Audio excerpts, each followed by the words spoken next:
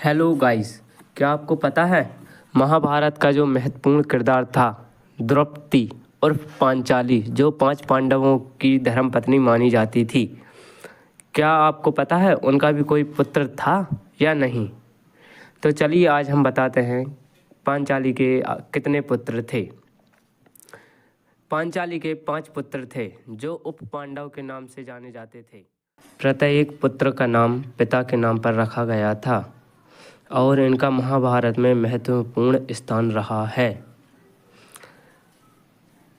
पांचाली के पहले पुत्र का नाम प्रतिविंद था जो कि युधिष्ठिर की ओर से जन्मा था।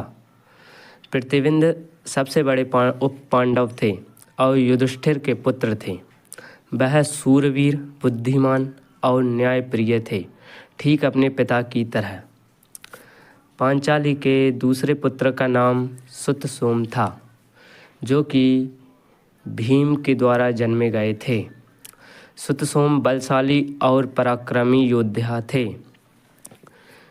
जिनमें अपने पिता भीम के समान अपार बल था। वह सुतसोम युद्ध में वीरता से लड़े और वीरता में ही अपने प्राण का त्याग किया। पांचाली के तीसरे पुत्र का नाम श्रुतकीर्ति था। यह अर्जुन के द्वारा जन्मे गए थे। श्रुतकीर्ति बहुत अच्छे धनुर्धर थे और अर्जुन के गुण उनमें स्पष्ट दिखाई देते थे।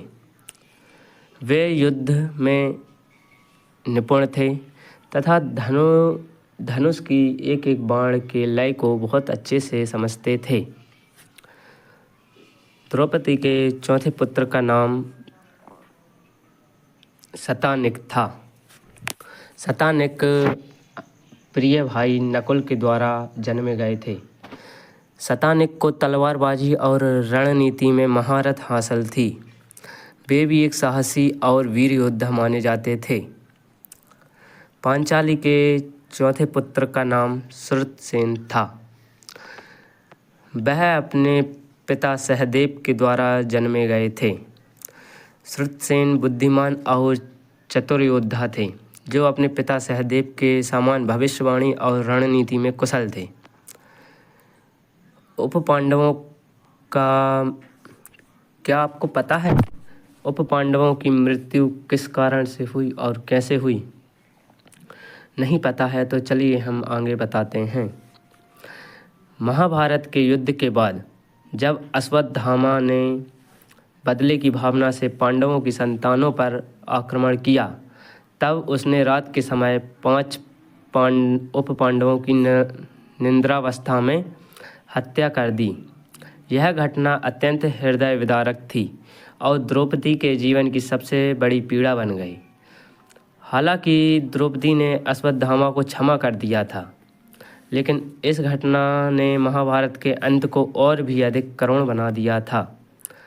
पांचाली ने युद्ध में अपने पिता, भाई, पुत्रों और कई आत्मीयों को खोया है और वह भारतीय स्त्री बलिदान की प्रतिमूर्ति बन गई। द्रौपदी के कुल 5 पुत्र थे: प्रतिविंद, सुतसोम, श्रुतकीर्ति, शतानिक और श्रुतसेन। यह उप पांडव महाभारत की गाथा में वीरता, बलिदान और करुणा के प्रतीक हैं। उनका जीवन और बलिदान हमें यह सिखाता है कि युद्ध केवल विजय नहीं, अपार क्षति और दुख भी लाता है।